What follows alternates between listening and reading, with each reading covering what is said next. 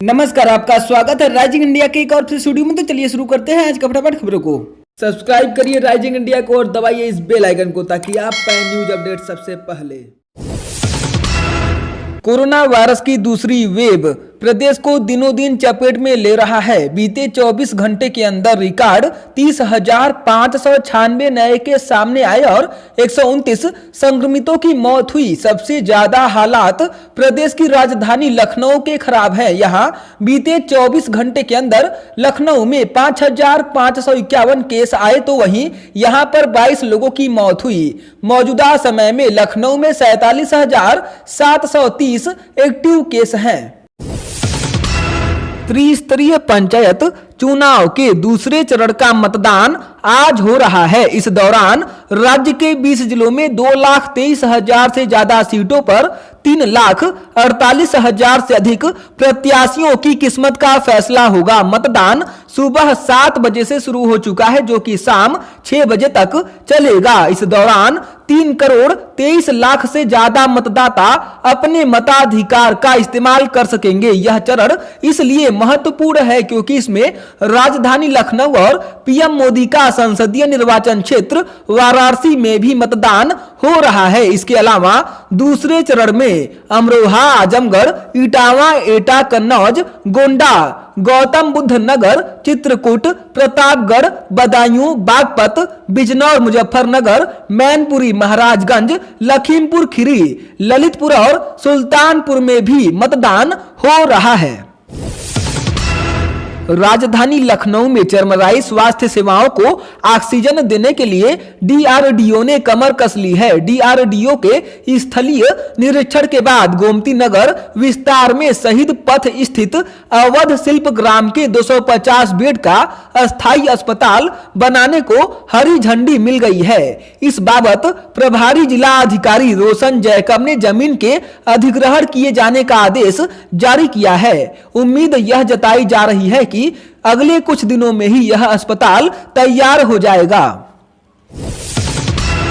कानपुर में बीते गुरुवार को रेमडेसिविर इंजेक्शन की 265 वायल के साथ पकड़े गए 3 तस्करों पर राष्ट्रीय सुरक्षा कानून यानी एनएसए लगाएगी। योगी सरकार ने इसके लिए स्पष्ट संदेश दिया है कि आपदा में अवसर तलाशने वालों को बख्शा नहीं जाएगा। कानपुर के पुलिस कमिश्नर असीम अरुण ने कहा कि योगी सरकार ने यूपी पुलिस को ऐसे लोगों के खिलाफ सख्त कार्रवाई का निर्देश दिया है जो कोविड-19 दवाओं की कालाबाजारी करते हैं। लिहाजा संकट के इस दौर में कोई भी गैर कानूनी गतिविधि बर्दाश्त नहीं की जाएगी और ऐसे लोगों को सख्त से सख्त सजा दी जाएगी। चित्रकूट जिले के रैपुरा थाना क्षेत्र में डंपर और कार की आमने सामने भीषण टक्कर हो गई। इस हादसे में पति पत्नी और उनकी बेटी समेत 4 लोगों की मौत हो गई, जबकि 5 लोग गंभीर रूप से घायल हुए हैं। यह हादसा चित्रकूट झांसी मिर्जापुर राष्ट्रीय राजमार्ग पर रामनगर के पास हुआ। टक्कर इतनी भीषण थी कि कार पूरी तरह से क्षतिग्रस्त हो गई। पुलिस कर्मियों ने स्थानीय लोगों की मदद से घायलों को अस्पताल पहुंचाया। पीएम मोदी ने अपने संसदीय क्षेत्र वाराणसी में कोरोना के हालात का वीडियो कॉन्फ्रेंसिंग के माध्यम से रिव्यू किया। इस दौरान पीएम मोदी ने कोरोना से बचाव तथा कोरोना संक्रमित मरीजों के इलाज के लिए टेस्टिंग बेड, दवाइयों, वैक्सीन और मैन पावर जैसे मुद्दों पर क्षेत्रीय प्रतिनिधियों और अधिकारियों से बात की। मोदी ने टेस्ट, ट्रैक और ट्रीट पर जोर देते हुए कहा कि कोरोना की पहली लहर की तरह इस वायरस से भी जीतने के लिए यही रणनीति अपनानी होगी। उन्होंने संक्रमित व्यक्तियों की कॉन्टैक्ट ट्रेसिंग और टेस्ट रिपोर्ट को जल्द से जल्द उपलब्ध कराने पर भी बल दिया। उन्होंने होम आइसोलेशन में रह रहे मरीजों और उनके परिवार के प्रति भी सभी जिम्मेदारियों के संवेदनशील तरीके से निर्वहन का निर्देश दिया। प्रदेश में पशुपालन विभाग में 292 करोड़ रुपए के आटे की सप्लाई के नाम पर हुए फर्जीवाड़े में पशुधन राज्य मंत्री जयप्रकाश निषाद को भी पुलिस जल्दी ही नोटिस देगी। 2 दिन पहले सचिवालय कर्मी यूके मिश्र ने रिमांड अवधि में मंत्री और मुख्य आरोपी आशीष राय के बीच संबंधों का खुलासा किया था और कई अन्य जरूरी जानकारियां साझा की थी। फिरोजाबाद जिले के बसई मोहम्मदपुर क्षेत्र छारबाग में 2 दिन से लापता एक 5 वर्षीय बच्चे का शव बंद बोरे में मिलने से परिजनों में हड़कंप मच गया। मौके पर थाना पुलिस के साथ फॉरेंसिक टीम भी पहुंच गई है। बच्चे की हत्या को लेकर तंत्र मंत्र की आशंका मौके पर रखी तस्वीरों आदि को देखकर जताई जा रही है। कोरोना वायरस की दूसरी लहर की चपेट में आने वाले प्रदेश के मुख्यमंत्री योगी आदित्यनाथ की सेहत में सुधार हो रहा है। चैत्र नवरात्र में 9 दिन का व्रत रखने वाले सीएम योगी आदित्यनाथ संक्रमित होने के बाद भी लगातार प्रदेश की समीक्षा कर रहे हैं। चाक पर मिट्टी को आकार देने वाले कुम्हारों को प्रशिक्षण देकर उनके हुनर को तराशने की कवायद शुरू हो गई है। राजधानी में नवंबर माह में लगे माटी कला मेले के दौरान कुम्हारों को इसकी जानकारी दी गई थी। अब अमली जामा पहनाने की तैयारी की जा रही है। लखनऊ समेत वाराणसी व गोरखपुर में इसकी शुरुआत होगी। तकनीकी प्रशिक्षण के साथ आधुनिक चाक भी इन्हें दिया जाएगा। माटी कला बोर्ड की ओर से मुख्यमंत्री माटी कला रोजगार योजना के तहत उन्हें लाभ मिलेगा।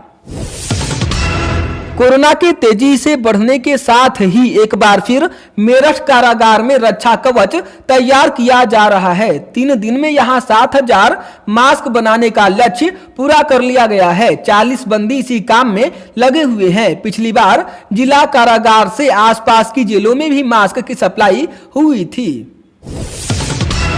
कुशीनगर में अहिरौली बाजार थाना क्षेत्र के जोलहनिया गांव के समीप छपिया हिरौली मार्ग पर बस की ठोकर से बाइक सवार 36 वर्षीय संजय सिंह घायल हो गए। स्वजन आनंद फानन में गोरखपुर स्थित एक निजी अस्पताल ले गए, जहां इलाज के दौरान उनकी मौत हो गई। वह क्षेत्र पंचायत सदस्य का पर्चा दाखिल कर लौट रहे थे। दुर्घटना के बाद बस चालक मौके से फरार हो गया। वाराणसी में जागा महकमा 8 एम्बुलेंस चालकों को अधिक किराया लेते हुए पकड़ा। पंचायत चुनाव में व्यस्त होने के बाद भी एम्बुलेंस संचालकों की मनमानी पर नकेल कसने के लिए परिवहन अधिकारी सड़क पर उतर गए। परिवहन अधिकारियों ने 20 से अधिक एम्बुलेंस को रोककर मरीज के परिजनों से किराया के बारे में पूछा। चेकिंग के दौरान 8 एम्बुलेंस चालक अधिक किराया लेते हुए पकड़े गए। उन्हें चेतावनी देते हुए सामान्य किराया लेने का निर्देश दिया गया, क्योंकि उसमें मरीज थे। साथ ही मरीज के परिजन को अधिक किराया नहीं देने को कहा गया। किराएदारी को लेकर होने वाला विवाद अब खत्म होगा। मकान मालिक और किराएदार दोनों अब मनमानी नहीं कर पाएंगे। राज्यपाल आनंदीबेन पटेल की मंजूरी के बाद प्रदेश नगरीय परिसर किराएदारी विनियमन द्वितीय अध्यादेश 2021 की अधिसूचना जारी कर दी है। इसके साथ ही यह प्रभावी हो गया है। इस अध्यादेश के लागू होने के बाद मकान मालिक बिना अनुबंध के कोई भी किराएदार नहीं रख सकेगा। किराएदार रखने की सूचना मकान मालिक को 2 माह के अंदर किराया प्राधिकारी को देना अनिवार्य हो गया है। मकान मालिक और किराएदार को लिखित करारनामा करते हुए इसकी जानकारी 3 माह के अंदर किराया प्राधिकारी को देना जरूरी हो गया है। योगी सरकार ने अब ऐसे मरीजों को भी कोरोना का उपचार उपलब्ध करवाने के निर्देश दिए हैं जिनकी कोविड जांच रिपोर्ट निगेटिव है, मगर एक्सरे रिपोर्ट, सीटी स्कैन और ब्लड रिपोर्ट में कोरोना जैसे लक्षण मिल रहे हैं। साथ ही सीएम योगी ने एक और बड़ा फैसला किया है। सीएम योगी ने कहा कि RT-PCR टेस्ट निगेटिव आने के बाद भी अगर कोरोना संक्रमण के लक्षण दिखते हैं तो भी व्यक्ति को कोरोना मरीज माना जाएगा। उन्होंने कहा कि कोरोना होने की आशंका के चलते व्यक्ति का कोरोना मरीज की तरह ही उपचार हो और उसे प्रिवेंटिव कोविड की कैटेगरी में रखा जाए। कोरोना कर्फ्यू के दौरान सड़कों पर सख्ती दिखी तो शासन प्रशासन की सख्ती भी नजर आई। मास्क नहीं पहनने वालों से जुर्माना वसूला गया। अकेले राजधानी लखनऊ में ही मास्क नहीं पहनने पर 633 लोगों से 1,02,083 रुपए जुर्माना वसूला गया। खुले में मास्क, ग्लव्स व PPE किट फेंकने वाले अस्पतालों से भी 20,000 रुपए जुर्माना वसूला गया। भदोही में स्वास्थ्य विभाग की बड़ी लापरवाही सामने आई है। कोरोना से पिछले साल ही मर चुके एसीएमओ की कोविड अभियान में ड्यूटी लगा दी गई है। उनका नाम और फोन नंबर भी सार्वजनिक कर दिया गया है। अब लगातार फोन आने से एसीएमओ का बेटा परेशान है। सूबे के सबसे छोटे जनपद भदोही में भी कोरोना तांडव मचा रहा है। मरीजों को सुविधाएं नहीं मिल पा रही हैं। लगातार मिल रही शिकायतों को सीएम योगी आदित्यनाथ ने गंभीरता से लिया है। उनकी तल्खी के बाद विभाग की तंद्रा भंग हुई और 6 सदस्यीय टीम का गठन करने के साथ ही उनका मोबाइल नंबर भी जारी कर दिया गया है। सीएमओ डॉक्टर लक्ष्मी सिंह की तरफ से कोरोना के गंभीर रोगियों के उपचार अन्यत्र भर्ती कराने तथा किसी प्रकार की जानकारी के लिए उक्त टीम का गठन किया गया है। कहा गया है कि मरीज और तीमारदार उनसे संपर्क कर सहायता ले सकते हैं, लेकिन इसमें से एक अधिकारी की मृत्यु कोरोना में पहले ही हो चुकी है। रामपुर जिले के सैफनी चौकी पुलिस का तालाबंदी के दौरान हदें पार करने वाला वीडियो सामने आया है, जिसमें बाल श्रम कराने का गंभीर कृत्य पुलिस खुद कर रही है। तालाबंदी के दौरान पुलिस नाबालिग बच्चों से बीच सड़क पर वाहनों को रुकवाने का काम करा रही है। इसके लिए बाकायदा बच्चों के हाथ में डंडा थमा दिया गया है। इसके कई वीडियो वायरल हुए हैं, जिससे महकमे में हड़कंप मचा हुआ है। कोरोना के बढ़ते संक्रमण से निपटने के लिए प्रदेश भर में तालाबंदी का आदेश दिया गया था, जिसके अनुपालन में पुलिस भी जगह जगह मुस्तैद थी।